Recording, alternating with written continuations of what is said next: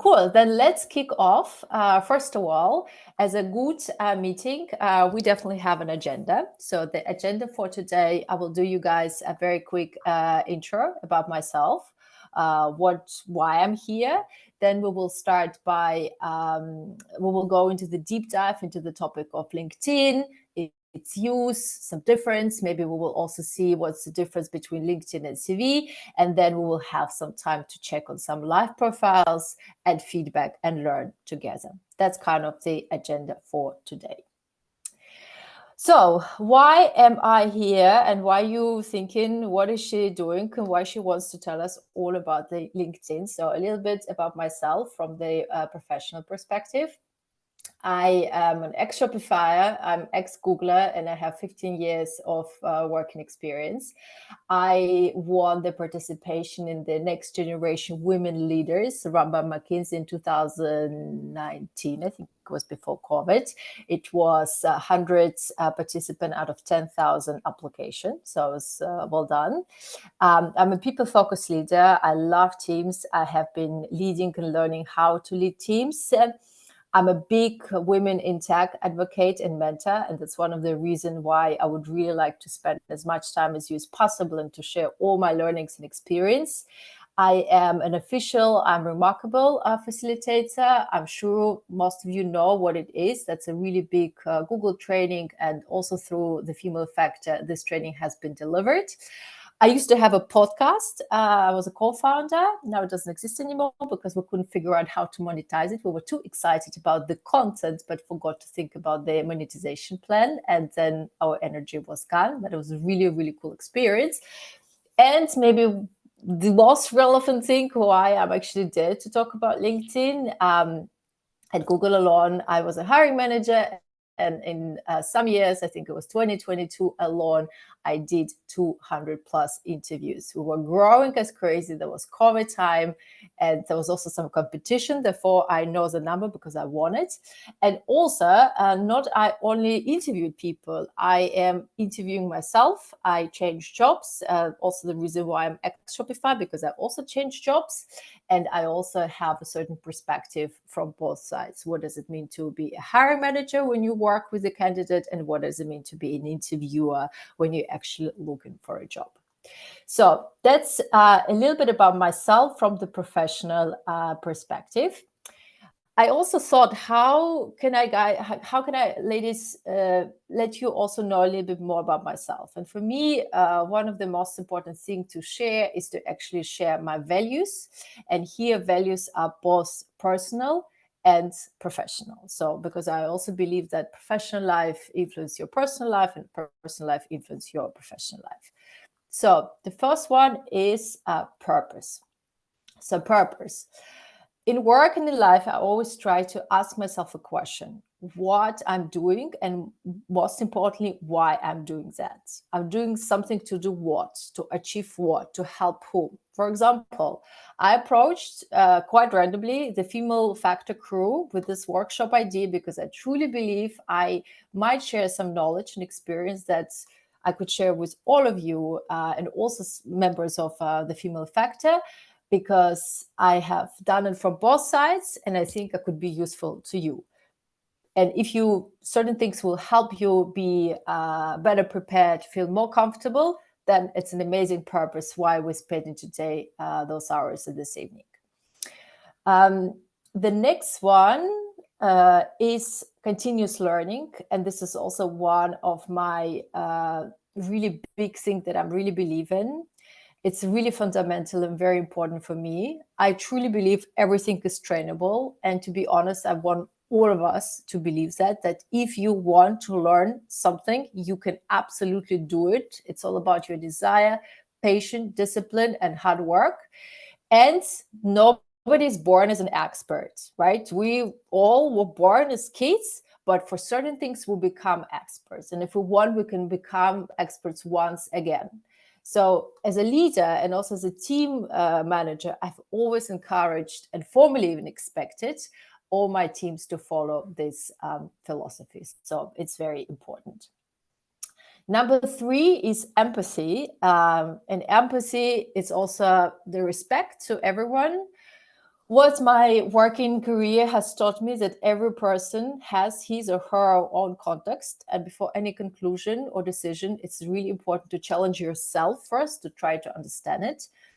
And I believe in empathy and respect towards all stakeholders. And by stakeholders, I mean your team, your boss, people you work with, your suppliers, your clients, your family, people who might you have contact. So it's really, really all about empathy and respect towards us, because I believe it's much easier to work efficiently in this way, because people are people. Then integrity, I think it's quite self-explanatory what it means. Uh, it's also, I always expect it from myself. I expect it from my team and from everyone I either work or collaborate with. And I constantly check myself on that. Where's my integrity? Am I walk the talk, or I'm only talk? So that's also quite useful to do. Then team, as you already heard, I'm a very team-focused person. I'm a people-focused lead. I love teams. I care about teams. I love to see people grow, develop, learn, and prosper. I love to see the team dynamics and the team evolution. This is really my source of motivation, inspiration, and most importantly, the learnings. The biggest and the hardest and the most insightful feedback I actually received from my team, sometimes in a very particular way, but this is the best source of knowledge for me. And I'm very committed to serve my team, to invest into my team, to show up as a leader, and maybe to show up. What does it mean? Showing up for me means that if it's the summertime and everything is amazing, I show up, I make sure that my team is doing okay. But when the winter comes and things are not so amazing, when the sheet can really go down, I also have to show up, because I believe that's the responsibility of the lead. And the last but not least is to be useful. And to be honest, it's not I created that. I'm a big fan of, you would laugh, I'm a big fan of Arnold Schwarzenegger. I have seen his documentary, I saw his journey, I've read his book. And when he mentioned this be useful concept, it clicked all my boxes, because it's really, really about how I can be useful to somebody. And I constantly challenge myself. I even have it in my to-do list on my weekly tasks. Am I being useful to people? Do I find proactively opportunities where I can be useful? Because it's also quite self-rewarding, and it's also additional learnings that you can get. So that's me as a lead, and a little bit professional side, the achievements, what we have done, and it's also a little bit more personal side. So if you ask me how I share these values, this is my go-to conversation where I introduce myself, to my new boss or to my other bosses, when I introduce myself to my new team. So I always start with sharing values, and I'm also very curious to know what values people have in order to find this common ground and see how can we better collaborate. But now, as an also good meeting, not only we have the agenda, we also have the goals for today. And I always find it's very important to have also the goals. So there are 4 goals that I see we ideally should achieve by the end of the session. We should understand the difference between our CVs and LinkedIn page, because I could assume maybe there'd be also some not clear. Why do I have CV? Why do I have LinkedIn? What's the difference? Should it be a copy? Should it be a complementation? So we will walk through this and try to have a very clear understanding. Then we will try to learn how to empower our profile. What can we do to make it stand out? We'll learn more about other users of LinkedIn, especially from my personal perspective. And this is maybe my know-how that I really want to share with you. And hopefully by the end of the session, we will feel ready to start building our own story and personal brand, because LinkedIn is a professional social network, and you can really build your personal brands by using it effectively. So, and then let's move forward to exactly the topic of LinkedIn. By the way, before I start, if there's any questions, please raise your hand, put in the chat. I don't want me for the whole time be the radio point. I really would love us to talk. And if there's any questions, feel free to raise your hand, unmute yourself, and ask me, because I want us to have like this moment of discussion as well. Ladies, please make sure to raise your virtual hand so it also pops up for Kate on the camera so she can see immediately. Because if you raise it physically, there is no way she can see this with so many people in the room.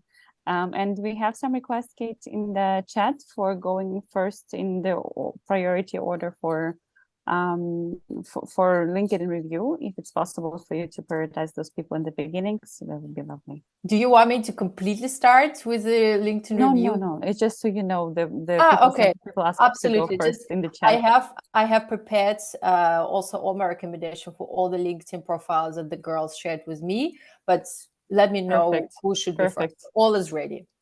Perfect. Ladies, whoever wants to go first when we get to this part, please make sure to raise your hand. I think Siglind already wrote in the chat, and Stephanie, both of them must be the first. But ladies, once Kate gets to the point of now let's start reviewing, please make sure to raise your virtual hand so you can be in the first line. Fantastic. Okay, cool. Then let's move further to the whole LinkedIn. And the first question I would like to actually ask you, ladies, what is it similar to your CV or different? What do you think? Please either unmute yourself, share what you thought, what you're thinking, or type in the chat.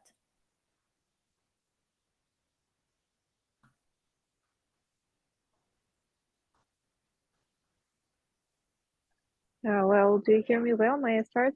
Mm-hmm. Well, I would say that my LinkedIn profile is more short, let's say, let's put it this way. So, and sometimes LinkedIn sends me like updates how actually employers see my LinkedIn profile, and it's just like it's super short. I mean, it stays only the date and my position and maybe like some skills that I have. While in my CV, I list mostly like what I've achieved at this position and like what I actually put in the company throughout the years. So I think that that's the main difference between my profile and this CV. Perfect. Thank you, Anastasia. In the chat, we also have different opinions. We have similar. Some people believe it's similar. Some people believe it's different. Stephanie wrote that CV is more about on important facts. LinkedIn feels more personal. Also super nice. LinkedIn is interactive. People love to share and read posts. So it really serves the purpose of social network. Can you, the question, also different question, where to put the profiles. Actually, you guys can put the profiles in the chat. So, and also make sure that I read it, that I don't miss it. So that's important. So also another opinion before we move forward, I believe it's similar in some extent. Posts are professional oriented and can be a first touch with HR, for instance. Amazing. And the difference, in my opinion, can be formatting and purposing. Super nice. Okay, so let me share. This is my personal opinion. This is what I also took as a hiring manager, and this is also the opinion I formulated by an active interviewer when I applied for 1,000 different jobs before I found what exactly I wanted. So CV, I'll start with this because we know it. CV is your private and customized business offer card that you want to sell. The only purpose of your CV that is you are invited to the interview. So it's a conversion to interviews. To be honest, I have checked this opinion with my HR friends and recruiters, and they agree. Okay, you would ask me, what is a LinkedIn then? LinkedIn is your public and general business cards for everyone. Because when you send your CV to a recruiter or the hiring manager, that's the only eyes you have. With LinkedIn, you have all the eyes. It's your professional life story that you want the world to know. And here, if we compare the purpose, the goal of this page, it's your leads magnet. You attract the leads, either people to follow you, either people to connect with you, either people to learn from you, either people to contact you, either people to look at your profile for a potential hire. So that's for me the biggest difference. So if you ask me, I would say CV and LinkedIn are totally different, even though the what inside, the content could be very similar. But the purpose of these two things is very different. Okay. What if we look at the difference between CV and LinkedIn? What are they not? And here I will generalize and say they are both not. What are they not? They are not a description of absolutely everything you have done or were part of. Nobody will read it. Nobody has so much time to read all your amazing achievements. It's not a piece of complex design artwork or a huge photo view. And this is here I mostly talk about the CV. I've seen some CVs where there was very few information, a huge picture. I don't think it's very insightful. Something that you update maybe once in 100 years. So this is not something what it is. And it's also both for CV and LinkedIn. A very modest description of your achievement and professional experience. You know, when you say, I have done it, but it was okay. No, it's not. So if you write certain things about yourself, make sure they're not modest, because if you don't write it's about yourself, nobody will do it for you. Then very connected to the previous point, it's not a negative, neutral, or maybe awkward assessment of your skills and abilities. I also saw some examples of, let's say, CVs when girls mostly give the assessment of their skills. And for some reason, they think that they are medium. So my question would be, why do you think you're medium? Did you make an exam? Did you take an exam to say that you're medium? So absolutely not. And then the last but not least, it's not a proof that you know Microsoft Office, unless you have the level that you can beat everybody around you. So that's definitely not. And by Microsoft Office, I also mean Microsoft PowerPoint and some basic programs that maybe 10, 15 years ago was a plus. Now it's business as usual. So don't take the space out of your page to write this information. It's expected. So if you look at CV in LinkedIn, as we discussed, they serve different purpose. They also look quite different. And this is just an example what you can see. This is my example. So this is how you can see my LinkedIn profile on your mobile phone, on your desktop. And this is how my current CV looks like. So it's also very updated. Any questions at this point, especially after we had a certain understanding or opinions what CV LinkedIn are, and now after this little intro, maybe somebody changed their mind to have some questions. Please feel free to ask me.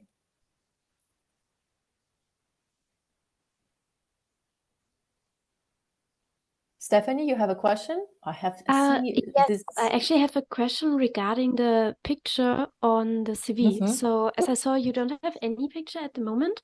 But me, on the CV, yes, no. Oh, and so, but isn't there like a cultural difference between different countries where you should maybe put a picture and it could be.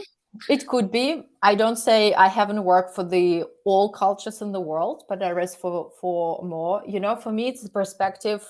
What kind of information you want to show me?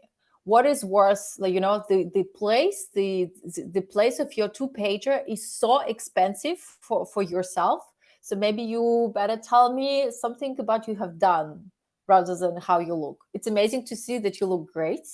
But it's about the balance in terms of what do you want me to know, how you look, or what kind of achievements, crazy, beautiful projects, I don't know, roadblocks, challenges. Because for me, as a hiring manager, and maybe it's a little bit my personal opinion, for me, it's much more important.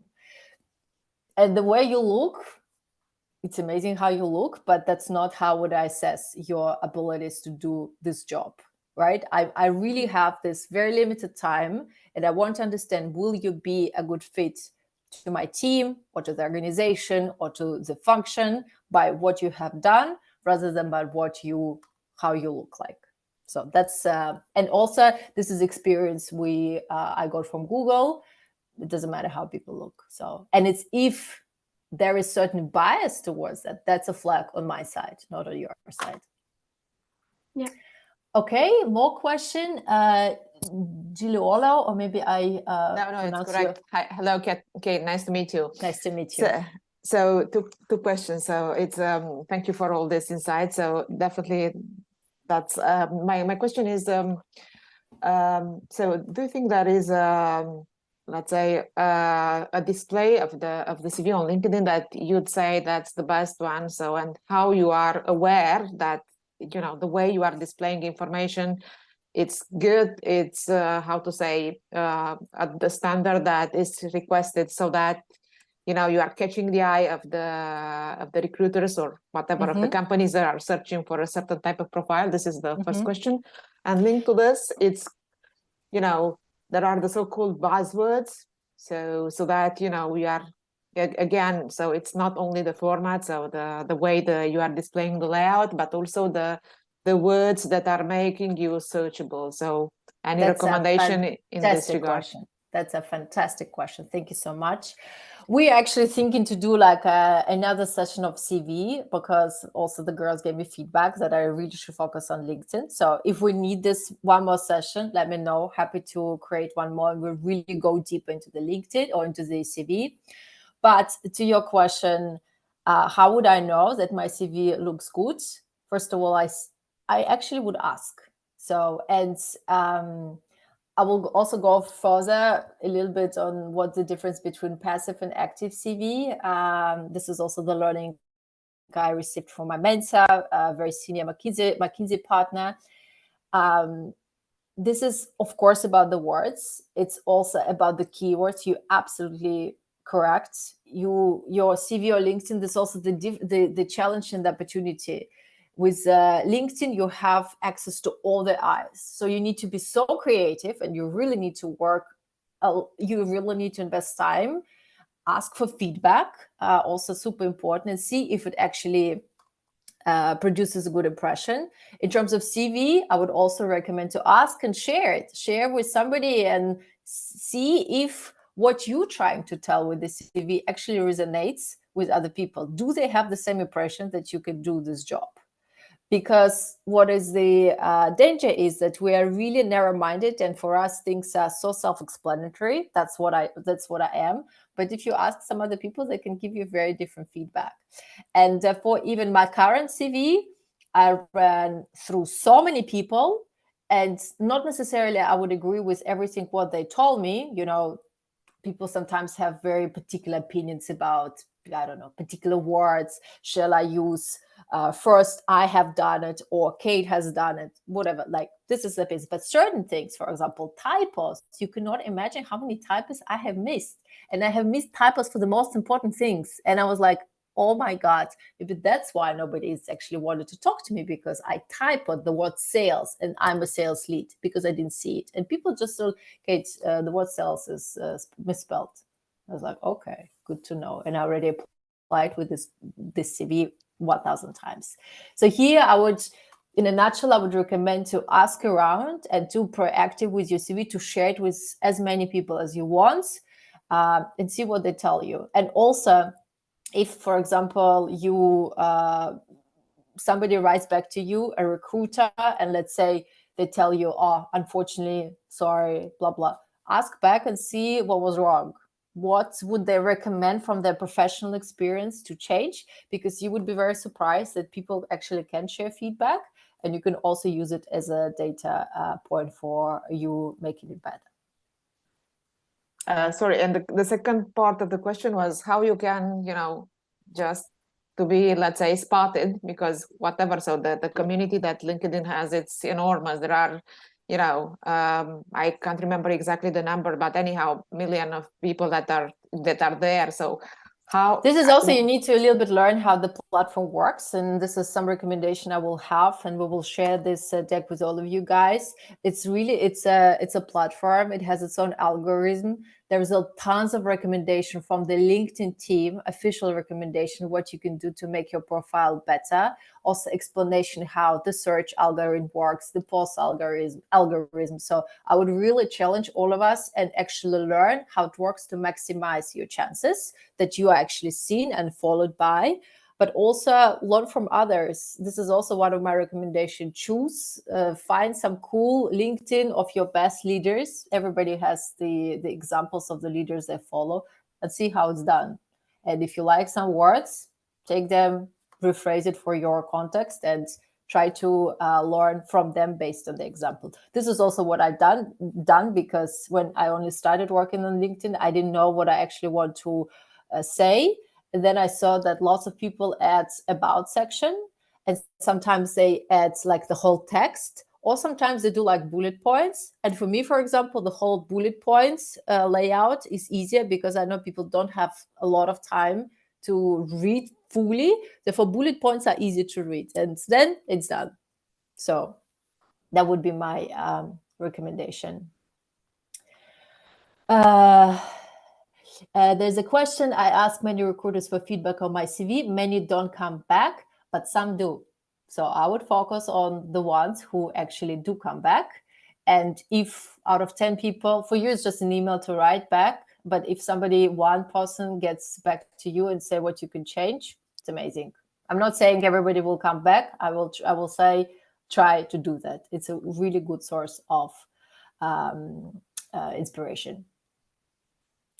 Okay, let's move forward that we have enough time. And this is a really interesting topic that I would like to introduce you guys. And this is, you can apply it both to LinkedIn and your CV. We talk about the audience. What kind of audience do you have when somebody sees your CV? So who could be the audience of your CV? Put some thoughts in the chat. CV or LinkedIn, doesn't matter. Like, who could be the audience of your CV and LinkedIn?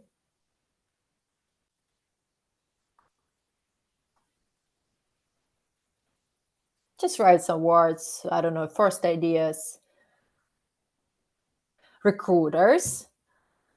Fantastic. Then we have customers, future colleagues, followers. Oh, wow. Suppliers, customers, nice. Headhunters, business partner, future customers. All of them. Future employers, headhunters. Perfect. Leaders, amazing. You ladies, absolutely right. The list of your audience can be crazy huge. It could be house recruiters, people that work in the company. It could be potential unassigned interviews that will potentially do an interview with you. It could be recruitment agencies, business leaders, hiring managers, startup founders, future colleagues, investors, friends that could refer you potentially, people you don't even know who they are, and many more. And here you see, I mostly focus about potential decision maker for your application, but as you absolutely correctly mentioned, could be customers, suppliers, anybody you work with. And what does it mean? It means that people, all of these beautiful people, they're very different.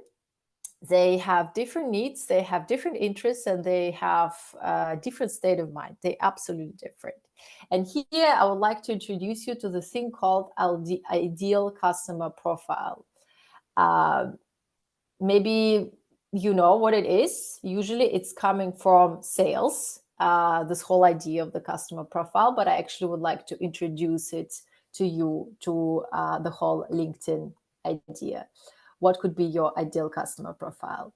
So usually, ideal customer profile, this is when we have, let's say, a product, and we need to figure out, it's really pure sales science, and we need to figure out who will actually buy our product, what kind of a customer we're talking about. People start thinking about the ideal customer profile. And here it means, what are the interests? What are the reasons people want to buy us? What is the competitive advantage? How did they find us? What was the customer journey? And so on and so on. So it's really try to understand what exactly your potential customer would do to find you. So I would want to introduce this concept and actually think about our our thing, the ideal customer profile of the audience. And we will walk through 2 examples. And I would also challenge you and ask you to do this exercise for as many profiles as possible, especially the one that you mentioned, because it will be very insightful for you to see how different people are. And it means how different our message should be. And again, with CV, we can do it separately. We can really target it. With LinkedIn, we need to find a way to do it to everyone. So that's a bit of a challenge. Let's look at the profile number 1, an in-house recruiter. This is my understanding of what an in-house recruiter's job is. This is also feedback I received from my friends, and this is also what I saw myself as an interviewer and interviewer. This is very, very busy people, potentially understaffed and super stretched. And that's actually was the 4 teams. And I'm pretty sure you've heard a lot about the all waves of layoffs that happened this in the previous year. Unfortunately, the recruiters and HR were the first team to hit, which means maybe there is 1 out of 10 who stayed at the job, which means that only 1 person has to deal with all the applications that are happening. So these people are very, very busy. As I mentioned, serving multiple teams as a company, they manage both internal and external application, because sometimes for one role there is 2 processes. So people apply internally and people apply externally, and the recruiter has to deal with all of them. Serving candidates at all pipeline stages, and it's again from my sales background, people who just go for screen, that's a pipeline, like this is 1 stage of the pipeline, people that are already doing an interview with potential hiring manager or with a team, or people that are already doing presentation or case or pitch, and people that are doing maybe culture fit. So the recruiter has to manage all of these candidates at different profile stages. Then obviously they use a lot of application sources. It could be online job boards, direct inbound, internal referrals, paid ads campaign, outbound outreach, and 1,000 other ways that I don't even know. And another very, very important distinction, these recruiters play for both teams. They play in your team, because as soon as they decide to start working with you, either you have a screen call or anything else, they really want you to get the job. But they also work in the company's team, internal team, and they want to make sure that everything works fine and you are a perfect fit in the team. So never think that, because recruiters and HR, they also have a target to fill. They have a quota that they need to do. So it's also very, very important stakeholder. And we talk a lot about this in the whole interview preparation, that you definitely need to treat the recruiter as a very important stakeholder. I would even say from the relationship perspective, it's equals to the hiring manager, because they can give you so much insights that if you're not nice to them and if you're not building up good relationship, probably they wouldn't do, because again, they're super busy. What about some other profile? Let's say we take a profile of the hiring manager, another example. And then if we see, is it different or the same to the recruiter? Actually, it's quite different. So they are the decision makers. That's very important. And they need to decide, and they need who they want to hire. Do they want to hire a perfect fit to the team or perfect add-on to the team? Because it's also not always so easy what the team needs. Do they have certain tasks to fulfill, to be solved today? Or they might have certain tasks that need to be solved in the future. So that's also quite important to know. Again, timeline thinking, something they need to fill up immediately, or they have some big future goals, therefore they have time. They might know a role, high level or not. That's also quite important. Not necessarily hiring managers know exactly the depths of the role. As I already mentioned, they're decision makers. They are also responsible for team success and failures. Therefore, they also look at you guys, at potential candidates. Will you bring them success, or they might have a failure with you? And candidate assessment for time to value or time to productivity is also something from sales. How long will it take, or how much time do they have to have you fully onboarded? And sometimes it's fine to have some time and you have this onboarding time. and maybe this diverse experience would be okay. Sometimes you need to have someone exactly tomorrow who absolutely knows what to do and needs a very minimum onboarding time. And also, they're super busy. Hiring is not the only thing they do. Therefore, if they're busy, they also don't have a lot of time to spend on your CV or on your LinkedIn. Therefore, the easier we make their job, the better, and the more successful we could be. And this is a challenge I mentioned before. With the CV, you can address the specific needs of your target audience individually. You can customize your CV to the role, to the segment, to the company, to the values, to the recruiter, to anything. With LinkedIn, you really need to address all those needs at scale. And this is where I kind of urge you and challenge you to constantly update your CV, to learn from the best, to see what's working, what is not, because it's a live thing that works. Because let's say if you apply with the CV and it doesn't work, then you will change it and change some wording, change some keywords. With LinkedIn, you don't have this luxury. You really need to find this balance. And I'm not saying I have found this balance, but definitely I think about this so much more than before, that I need to come back to my CV or to my LinkedIn very often and see what is working and what's not. Any questions at that point?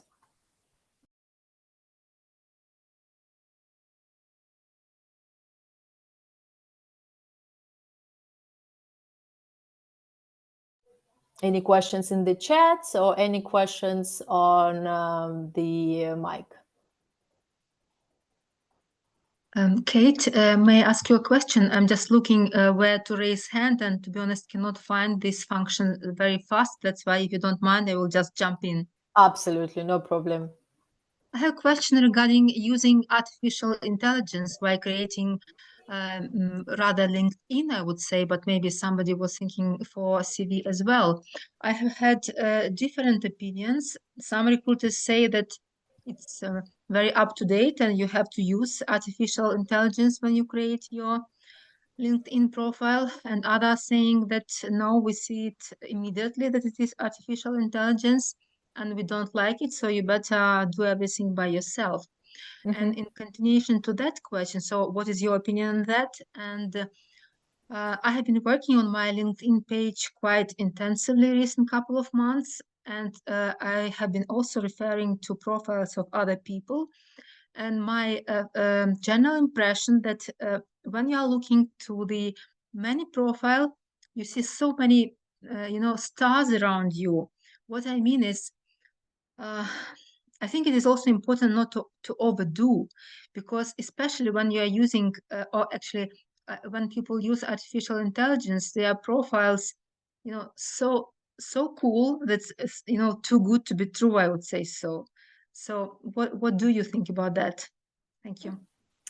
Thank you for the question. That's a really good question, Tanya. So my opinion about the artificial intelligence, if it makes your job easier, especially as a foundation, why not to use it? I don't know. For example, I work in Austria. My writing German is not amazing. Like, I simply never wrote emails in German. I can write really good emails in English, but in German I cannot. So I can decide either I go on the German writing course, which of course I should do, or I can ask ChatGPT to do it and see, and just then make some changes. To be honest, I would choose the second because I don't have time for that. And then I learn as I go. For the CV, if it helps you, don't give it 100% of access, 100% of responsibility. But if you find some words that you don't know, or for example, English is our second, third, fourth language, and you simply haven't heard of this word, and the artificial intelligence knows that, check it, assess it, see if it makes sense for you, and decide. So I'd be very, I also would challenge back the recruiters, and they have all the time in the world to actually understand if it's artificial intelligence or not. I really doubt that they really think about that. But you also try to be balanced, right? If it's completely faked language, maybe it's not the best way. If you receive some good insights and some new ideas, some great formulations, why not? I don't know. I feel whatever can make our job better, I think we should use it. But where is the control? Who controls? Who is the last decision maker? And the last decision maker should be you. You decide if it makes sense or not. And the last but not the question that you ask around the stars. Yes, that's true. Everybody wants to stand out. Therefore, I would urge you to stand out and not be modest about yourself. So I don't believe in this, modesty. I always say, and this is something I will have in the future slides, the what should be very clear. The what should be 100% true, because that's absolutely useless to lie or to create some things you haven't done, because if people really want, they will figure it out. But the how you tell about the things you have done, this is like, you can say, I was doing this and that was fine. Or you can say, I took the leads and created this project and drove this progress and all of that. This is you decide. But the fact stays the fact. That was a project that you done. So here I would challenge us to be a little bit more focused on us. And if you see some cool ways people using LinkedIn, do the same. Why not? Thank you very much once again. Cool. So there's also some more questions. Is it current that in-house recruiters emails candidates in bulk without really looking at LinkedIn profiles? Yes, it's true. Because sometimes if the recruiter has 1,000 applicants, it's just not physically possible to look at all the profiles. Therefore, sometimes you receive an email saying, thank you very much for your interest. Unfortunately, we found a better candidate. So it's a reality. And one more question about AI. I heard recruiters are eliminating people's profile in the first round with AI, meaning they run a check.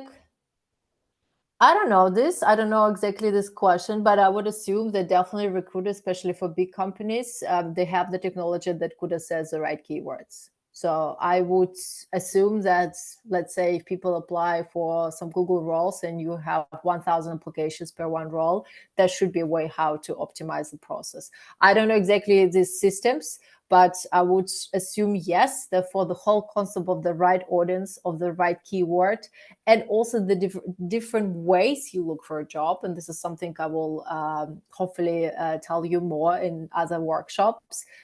The hows of looking the job, that's definitely true. So it's not only one way to apply for a job online and wait for the answer. Unfortunately, if you're only using this strategy, it won't be so successful. It might be, but it also be a lot of frustration because you would just receive a lot of auto replies. Cool. Okay, let's move further to our LinkedIn story. So everything I told you brings us to the point that with LinkedIn, you have to tell your story to millions of people at once and at scale. Of course, it's not a really, really easy job. But let's also see now, further in our presentation, what tools we could use to empower our profiles and to maximize on the goal. And I'm pretty sure you know some of them because I also have checked some of the profiles that were shared to me. They all look good, but I still would like us to have this checklist to walk through and see what could work. So number one, add your career snapshot. Career snapshot is the thing that is this like subtext that is next to your picture, and you can just mention your role or your position or what you have done, or you can really use it as a first marketing tool to produce this first impression of yourself. So this is kind of a couple of examples I collected. One of them is mine, you see. You see that with myself, you see I'm absolutely not modest. Every brand I had touch with, I use it because I think it's a really, really good brand. And the first impression would be, okay, not too bad. Then I put the University of Cambridge because it's also a very good brand of my university. But you could also see some other people, they just use other words, other meanings. But I would say those profiles are pretty strong and you would be interested to talk to these people or to see what they were doing. And you have this 2 seconds to decide. So career snapshot, look at it, assess see what others are using, and make it as strong as possible, because it's the first touch point that people see you. Also, when you connect with somebody, or when you send the connection, that's also the first thing you see. Or if you have a notification on your phone, that's also the first thing you see. You don't see anything else. Then the executive summary, and this rule also applies to the CV. Executive summary, this is your 3 seconds that a person has to actually read what you have done and why and how you could be useful to their team. And here I also added mine. So as you see, it's also always work in progress. By the way, if you see that I can improve something, please let me know. I'm really, really for the feedback. But here you see a little bit about myself, who I am and what I want, what kind of experience I have, what I strongly believe in, and then very briefly, my areas of expertise where I believe I could bring value. And by the way, here, as you can see, I have a piece of SaaS sales. So for a long time, SaaS here was with 1A, and I never saw it. And then I gave my friend checked on my profile, and he told me that SaaS spelled with 2A. I was like, great. And I've been working in this industry for quite some time, and that's a typo I have, and I could never see. So that's why the feedback is super important. Some more examples for you. You see, it could be like a little bit of a text. It could be a smaller text. It could be bullet points. Potentially, it could be all other things. The most important thing is to find your voice and to see what works for you. And also ask if you believe it works for you. Does it work for other people? What kind of feedback you can receive? Then tell your career story. And here, by the way, that would be one of my biggest feedback to most of the profiles I have saw, especially when I see, some internal names of your roles. I don't know, some role that only makes sense in the company that you're working on, but to the rest of the world, I cannot understand what exactly you're doing. So it's really important to kind of localize your role to the rest of the world, and also tell what you have done and what you have achieved. And here, that's also your chance to show the results, to show your achievements, to show what kind of problems you have solved and what kind of impact you have brought. So this is my snapshot from Google, from my. That's not all the roles, but this is the last 2 roles that I have done. And you see, I was a team lead. You see, I managed a team of senior sales executives. So you would assume I have some leadership experience. You see that I worked in Germany. You see the transition. At first, I had a team of 5, and then I had a team of 7. And the complexity of my work also grew and improved. That means that I grew also in my role. Again, that's not the right or wrong answer. Maybe the only wrong way to do it is to do nothing, just to add nothing in the description, or to use a very deep local internal explanation of your role that will be not clear to anybody else. For example, one of the examples, at Google, that's it's very, very high volume of abbreviation this company is using. And after working there for so long, you assume that everybody knows this abbreviation. Everybody knows, and everybody should know what LCS means, or SMB means, or I don't know, DACH means. No, it's not true. And for example, I gave my LinkedIn profile to have a look at my ex-boss from McKinsey, who was a partner in McKinsey. And he's like, what is DACH? I was like, you don't know what DACH is? He said, no, but it's not my problem. It's your problem that I don't know. So explain to me. And I was like, DACH, it's a region in Europe that speaks German. That's why it's called DACH. He said, well, write it down, because I don't have time to think about that or find this information. So for me, it was really, really insightful. And then definitely optimize your page. And this brings us to the point of understanding the LinkedIn algorithm, how it works, what are the recommendations to optimize the page from the platform perspective.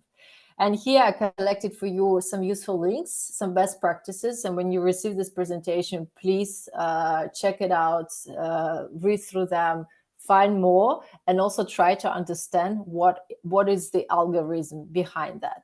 I'm not saying I know it very well, but I know that I need to learn that. And certain rules I know, I understand how, for example, search algorithm works and why hashtags and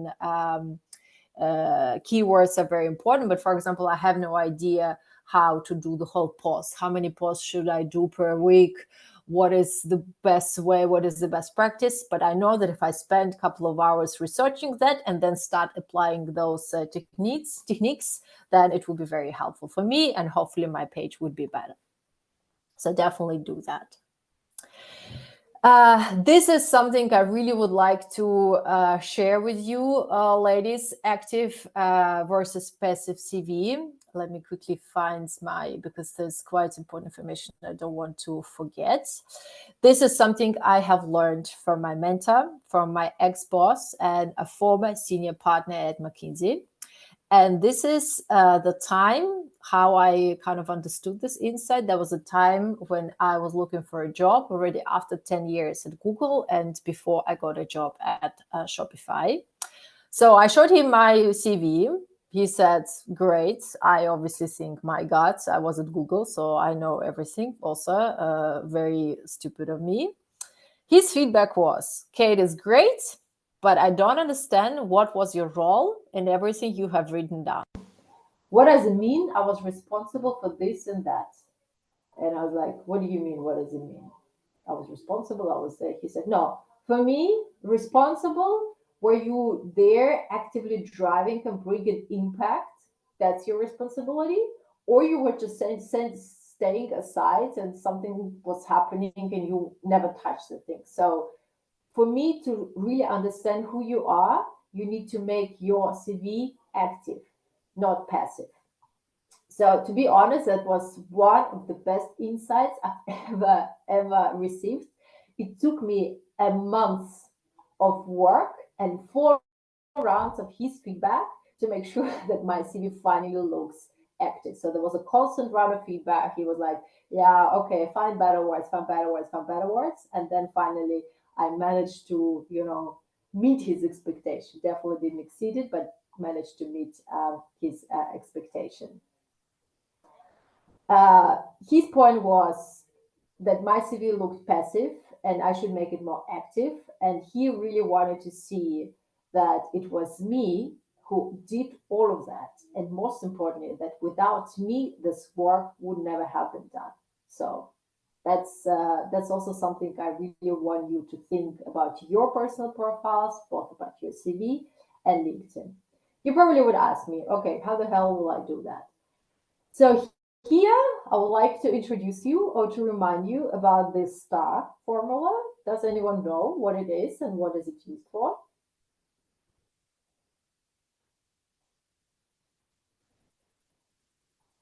Who knows? Situation, task, action, and result. Fantastic. And for what do you usually use it? I only know it for interviews.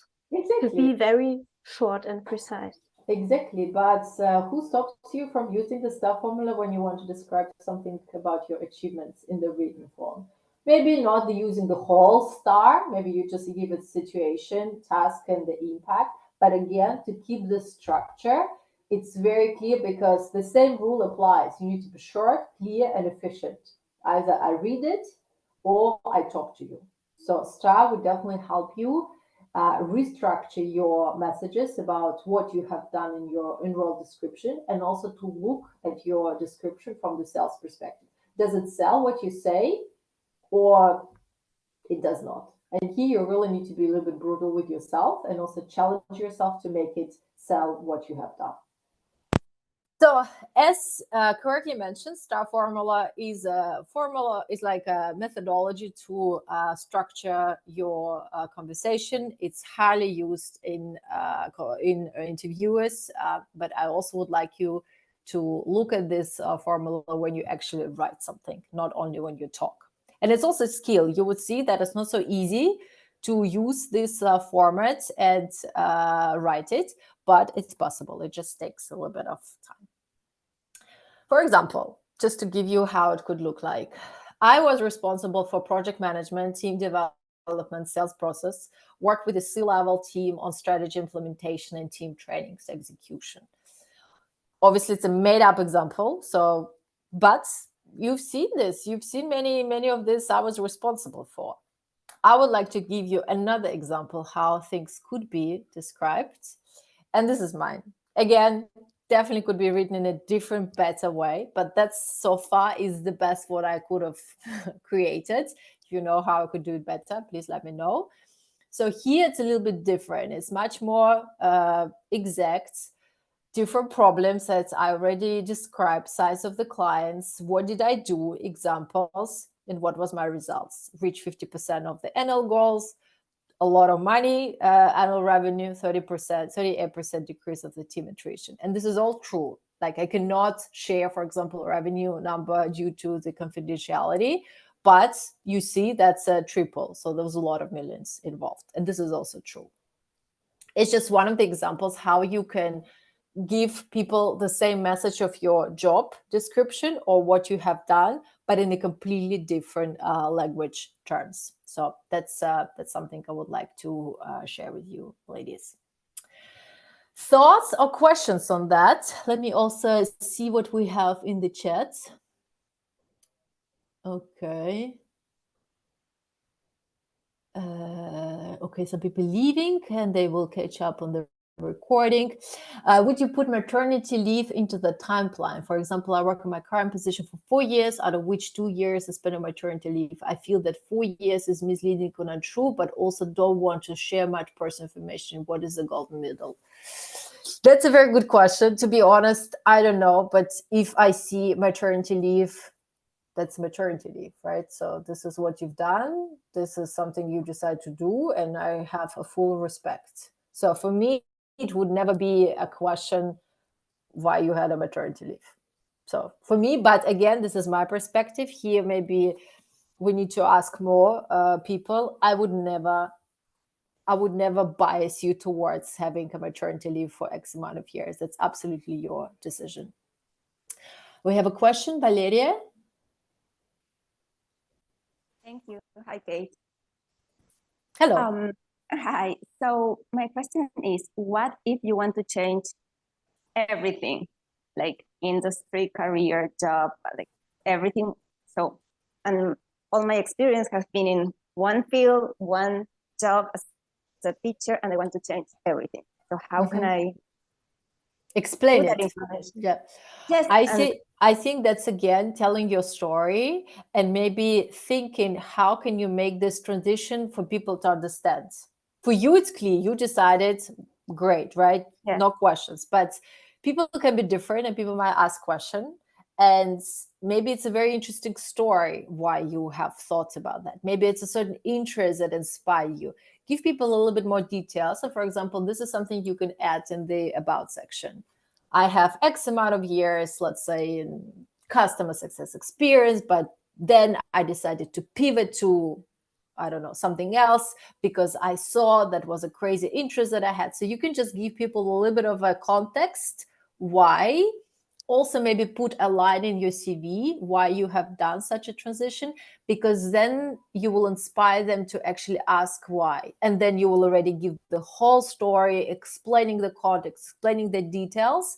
But the less questions people have of that transition, because you already give them the right keywords and answers, the better. Because for you, the most important thing is what? That people, like whoever's looking at your CV, thinks, okay, interesting, I want to talk to her. That's it. That's all. And then you already will be able to explain and give all your beautiful examples.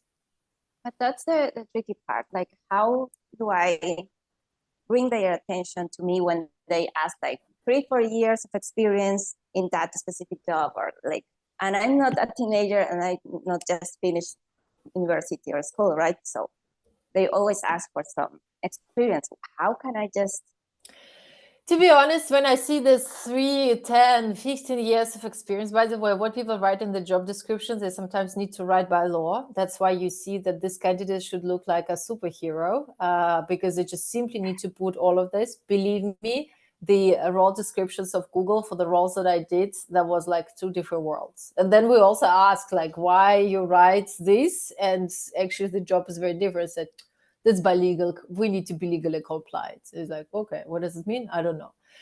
Therefore, I would also maybe tell you, you see the role, you apply, but you also see that there is a hiring recruiter. For example, if you apply via LinkedIn, sometimes you see there's a recruiter assigned to that.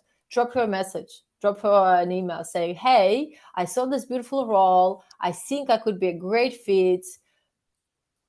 Let's talk, let's chat. Sometimes, to be completely honest, it really helps because not so many people write them. Also, a recruiter, I think it's a little bit a solo role. It's a lot of work, but it can be very impersonal, you know, because some people will use you as a resource, as a gateway to the job, but make it personal and explain. And absolutely ignore this years of experience. If you feel you can be a good fit, still apply.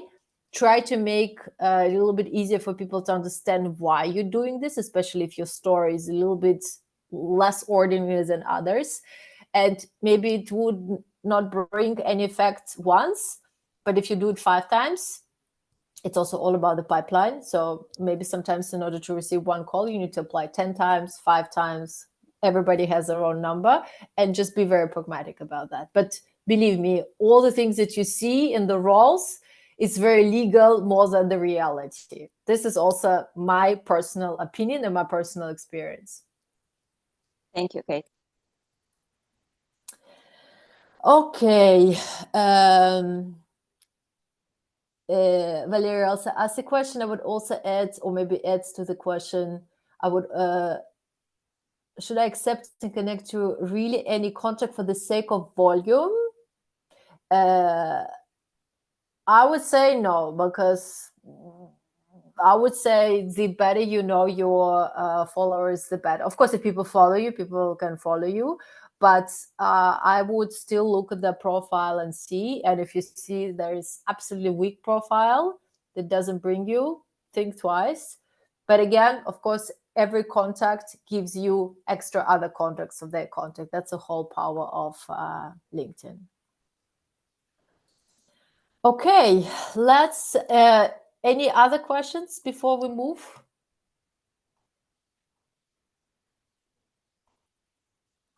Yes, I raised the hand, Kate. Okay, sorry, I did Yes. see.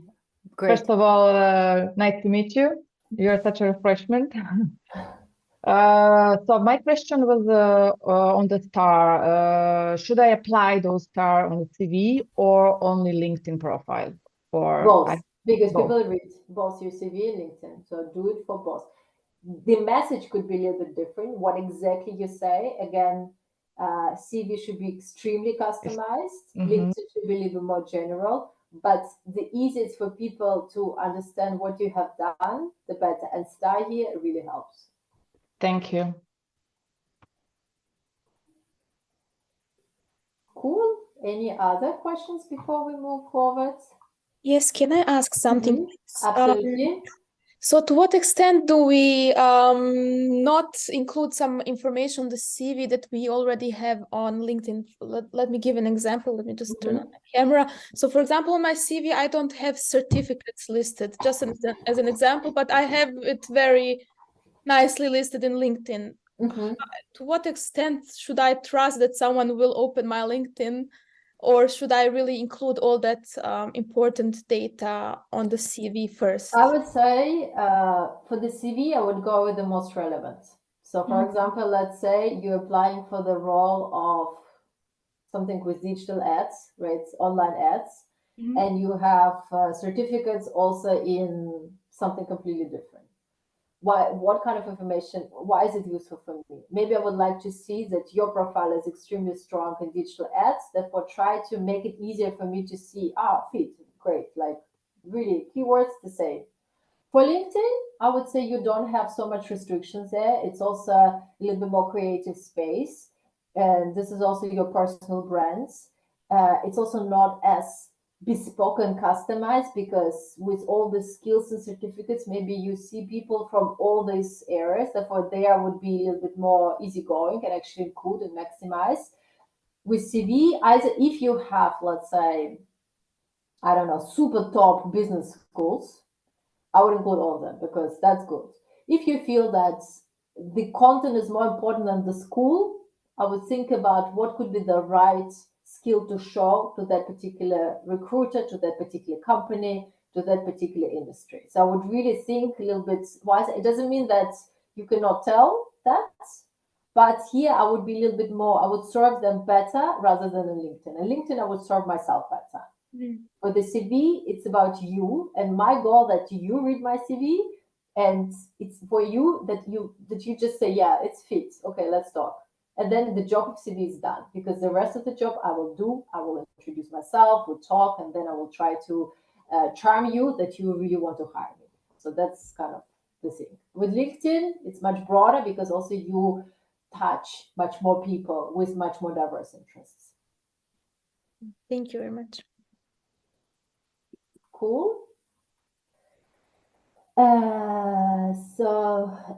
Would you include a course that you are learning, even if you don't pass the certificate yet? Yes, I would just say in progress or complete. I would say whatever you're learning should be in progress. As soon as something is complete, it's complete. I would also put the same in LinkedIn. If, let's say, I'm doing a course somewhere, and I know that it could be interesting or useful, but it takes a year, I just will put in progress in brackets. And for the courses that were done and completed, I would just say complete. Okay, perfect. Then let's move forward and see certain, like, another checklist. So sorry for having so many checklists, but I think it's also like maybe answer some of the questions that you have. Some things to remember, right? Consistency and alignment. With certain things should be the same. Dates, roles, companies. If I see some mismatch, there will be some questions. Let's say here in your CV, you say you work for those dates, and LinkedIn you work for other dates. Or here you have done this, and in LinkedIn you have done that. So for certain things, definitely be aligned and double check, because it's also a little bit, it's easy to confuse, to put different dates, different systems. Just make sure that everything in that particular regards is the same. Keep it professional. Your photo, posts, videos, language, comments. Here I'm talking about LinkedIn. I don't, like, if I told you on the one hand that, yeah, for CV, I don't care about the picture, because I'm too, the space of your CV is so important. So I would rather see what you have done rather how you look. On LinkedIn, I would expect a professional picture. If you have a picture that doesn't look professional and you, I don't know, standing with a bottle of beer or a glass of wine, for me, it's fine because I don't care, but there could be some people that do care. So try to find a neutral, nice picture where you smiley, positive, and professional. So that's just try to please here everybody rather than some particular people. Always remember audits, all versus specific. That's exactly what we talked about. All is LinkedIn, specific is CV. Details, all versus specific. Also in LinkedIn, if there is some confidential stuff about revenue, anything, I would not share it. CV, I also be careful, like especially something that were really confidential, I would just keep confidential. If people ask me, even at the interview, I wouldn't share it, and I would just say, sorry, it's a confidential information. So be also mindful, because that's also important. Endorsements and recommendations. That's really important that you have recommendations on your LinkedIn. How are you going to do it? You just ask people to give you recommendations. How can you make the job easier? You say, could you please give me a recommendation? I can even draft it for you, and for you just need to review, correct, and if everything is fine, you can just post it.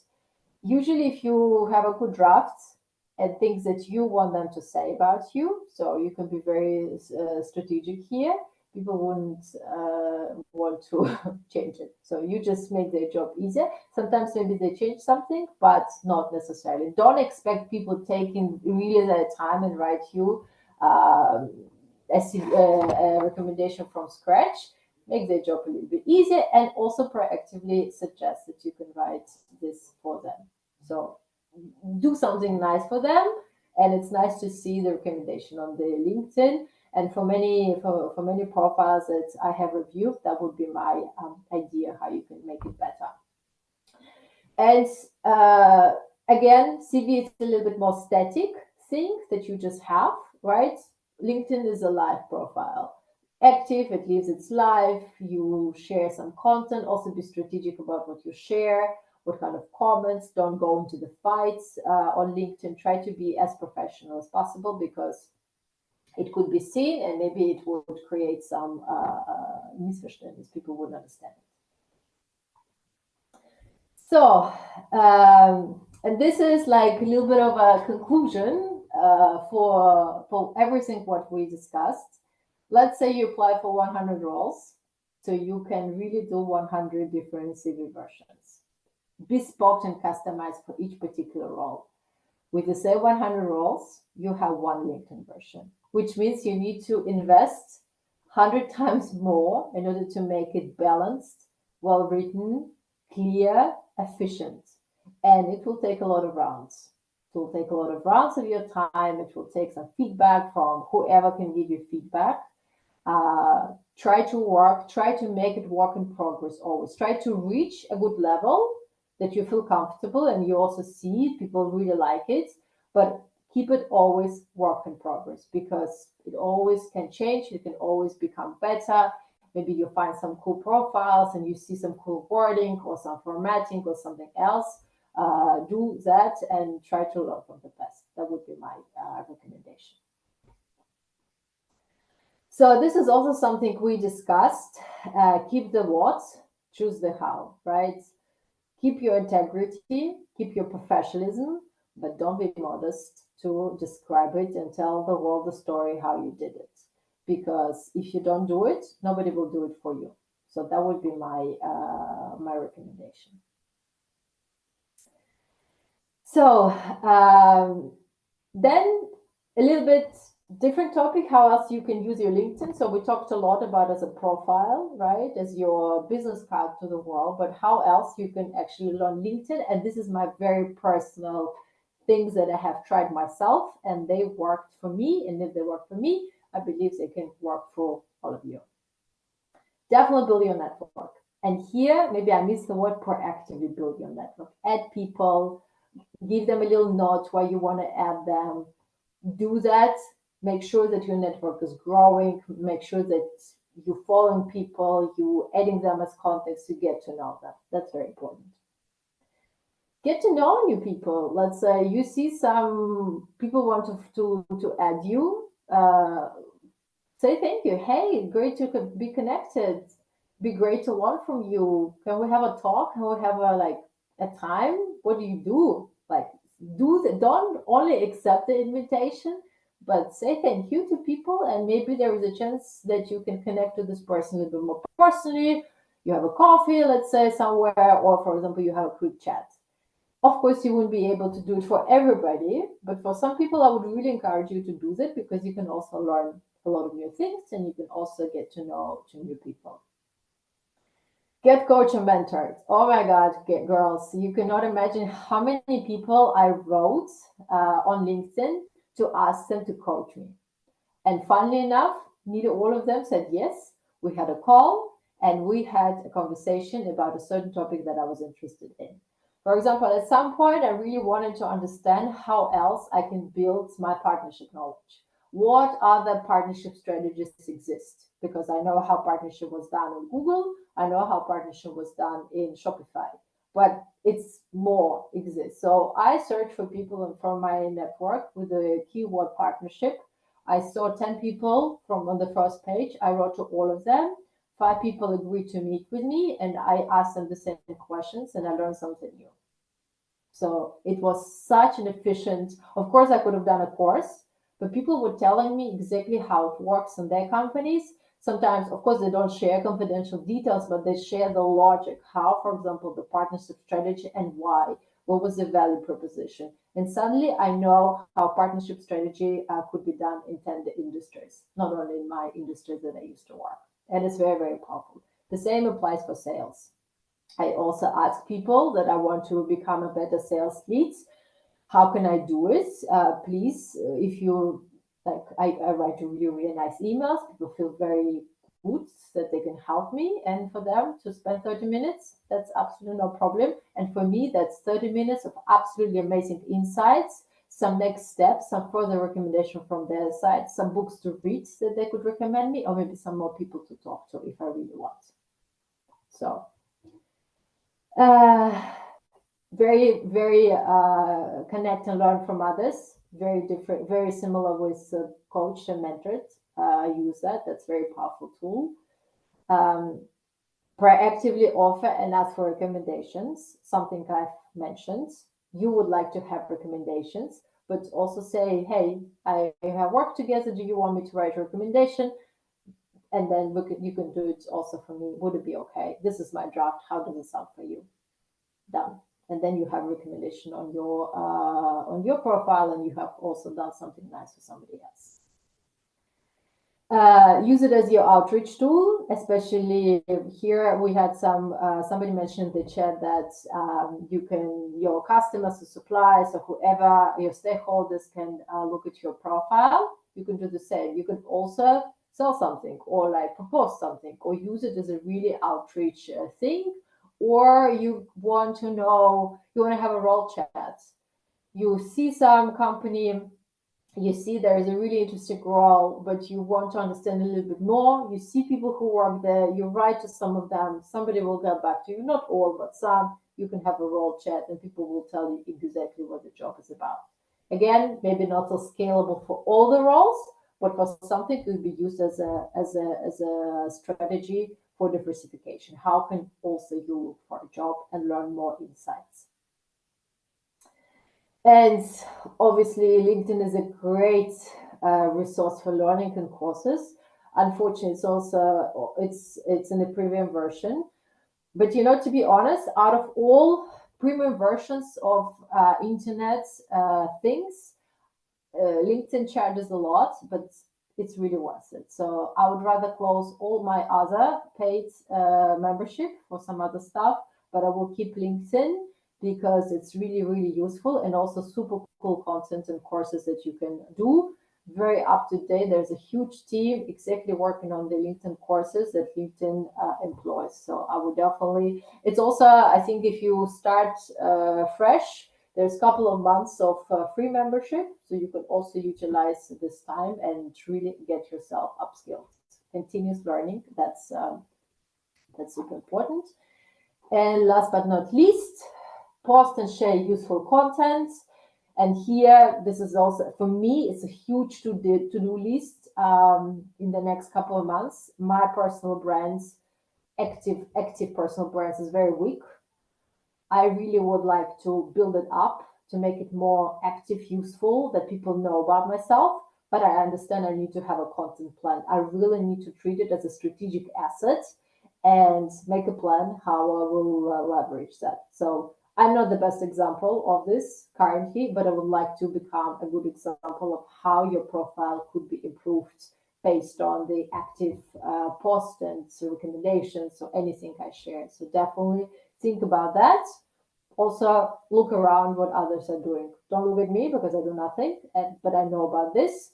But this is definitely something I will do in the next couple of months, because to build my personal brand via LinkedIn is my priority at the moment.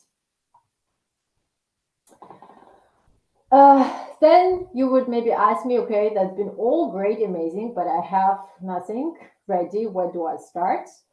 It's not easy, but the most important thing, you start, because as soon as you start, you will have something, and as soon as you have something, you have something to work on and improve as feedback and insights and learn. So my recommendation to all of you ladies will be, use your CV and life as a foundation. If you don't have a CV, use your life and do it, and then keep improving that. And in a couple of months, it will be amazing and so much stronger than before if you keep working on that. Be inspired and learn from others. I have nothing against stealing with pride. If you see some cool words, some cool phrases people use, do that, adapt it to your own realities, but also learn from the best. That's also how we learn. Ask for feedback and learn, because again, when we work on something for a long time, we become very narrow-minded. But as soon as you hear some fresh thoughts, even if you don't like those thoughts, it's still very useful because it means it doesn't make sense. Sometimes when you make a presentation, something, and you've been working on this presentation for a long time, everything makes super sense. But then you share it with somebody and people are like, no, it doesn't. And they're right, you're wrong, because for them it's new and the goal is that they understand it. You've been working on this for ages. Of course, for you it's clear. So definitely use this inspiration and learning from others and try to show your CV to everybody. Even people you think are not they don't understand, for example, what you do. Show your parents. And believe me, the amount of insights that you receive will be so cool. Maybe not everything you would apply, but it will give you another perspective of how things are looked at. So definitely do that. And the last but not the least, find your voice and never stop improving it. And as I said, CV is a little bit static. LinkedIn is much more active, but both should be work in progress. Even when you have a job, or even if you have just signed the offer, never put it in the box somewhere. Keep working on that, because it should be both live documents, and have like a calendar or anything reminder to look again with new eyes, with fresh perspective, with fresh experience, and you will see how useful it will be. And then let's say the time will come when you would need to look for a job, but you don't have to do the heavy lifting because things will already be done for you. So that's it, I guess. Let me quickly check. Yes, that's basically the end of my presentation.